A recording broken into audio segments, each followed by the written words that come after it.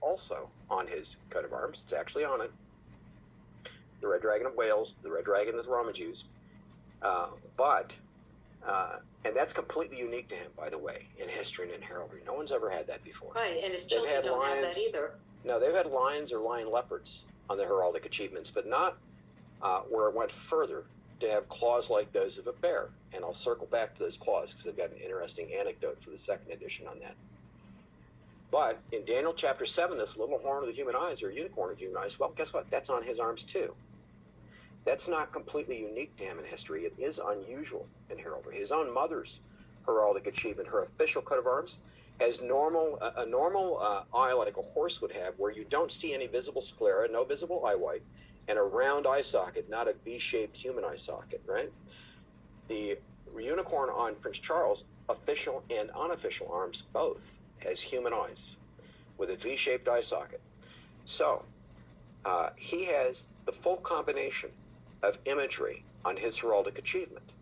No one has ever had that before. No one can ever have that again the way that he does. Heraldic achievements are unique to an individual under international law. Their coats of arms are just like they're unique to corporations or countries when they're granted. There's a whole set of international laws that surround those things. And in addition to that, when you're talking about a royal heraldic achievement, it's produced by combining part of the emblems or the symbols, the devices of each parent's heraldic achievement, if they each have one. Kind of like when, the egg and the sperm come together to make a human being, to produce a unique human, like that. And then they add some unique symbols for the individual, in this case, the Red Dragon, for Charles as Prince of Wales at the time. Now, let me also make one point before I move on to the lineage, and that is, people are asking, now that he's king and no longer prince, does that mean he's not qualified to be the Antichrist anymore? Interesting question. It is. But the answer is no, he's still the Antichrist. The whole point of all that imagery in the calculation was to identify the person. Before he was identified back in the 1980s already. By Monty Judah, by me. Initially Monty, then right after that me, and then of course God led me to all kinds of other things, including the lineage that I'm going to talk about here in a moment. Monty didn't yet have that. I gave him that. So that the Antichrist God used us both. And here. In that regard, we have a loon or a goon or a zany guy, who's going to ever take him seriously? Well, guess what? He's been the #1 globalist on the planet since his investiture in July of '69. Bar none, he has been the most powerful human being in the world the entire time behind the scenes. Everybody internationally takes him so seriously that they bow to him, practically. And I'm going to circle back to that. So his lineage to begin. His mother, when she was coronated queen, was coronated Queen of thy people Israel, quote unquote.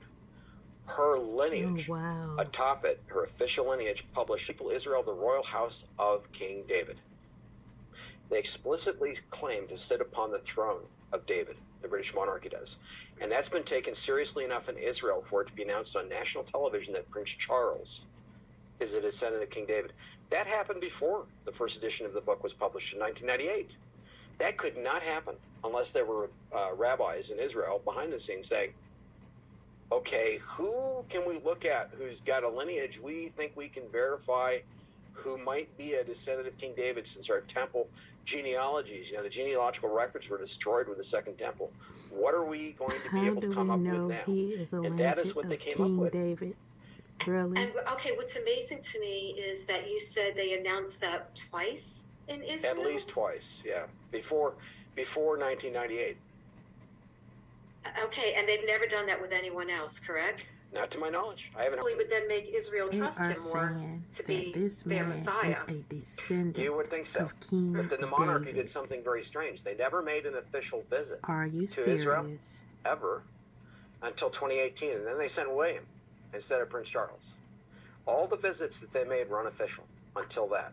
I saw footage of that, those visits and everything, and it looked like he was like going from the different religions, trying to unite them. But then I thought, oh well, then people are going to think, well, he's the Antichrist. But of course, he doesn't have all that imagery, and he doesn't calculate to 666. But why did The they send weirdest him? thing is Well, Prince Charles did make an official you visit do after not that, see and it was an quite a stunner what African happened. So American nowhere I'll also in come back to there. that. That is He weird. did something very incredible, actually, in Israel. So the line of descent, ostensibly from Muhammad, like Jordan's King Hussein, like Iraq's Saddam Hussein before he was killed. Yeah, Prince Charles is of that same lineage. And behind the scenes, he converted to Islam under a guardian of Islam, one of the most powerful Muslims in the world. He received an honorary doctorate in Islamic studies from the university there in Cairo, Egypt, the most powerful seat of Islamic learning in the whole world. So Prince Charles is the most popular Westerner from anywhere in the world Okay, to so the I Muslims do in the Middle East, see and an has been this African whole time. American And that was true. or I mentioned that African also. That was true even lady at the that time I did wrote the first appear issue in it. So of the Antichrist, my the Cupcake. bad. He has no peer among Westerners so far as the Muslims of the world are concerned. And so he's got those two things. Then he's now, as King of England, head of the Anglican Protestant Church. Can you imagine the lack of spiritual discernment for the Anglican Protestant Church to put the Antichrist as their head? And that is what they have just done. Oh my goodness. Have a miniature version of his mother's coronation. Now, she had 8,000 royals and dignitaries from all over the world at her coronation. He wants to have about a quarter of that, but still, every royal house in the world has been subservient to the British monarchy. And that's another topic, their power base, which we can talk about. But they, all the major royal houses of the world, even Japan's, report to the British monarchy through their orders of chivalry. Even Japan's emperor was a knight under the British monarchy before World War II.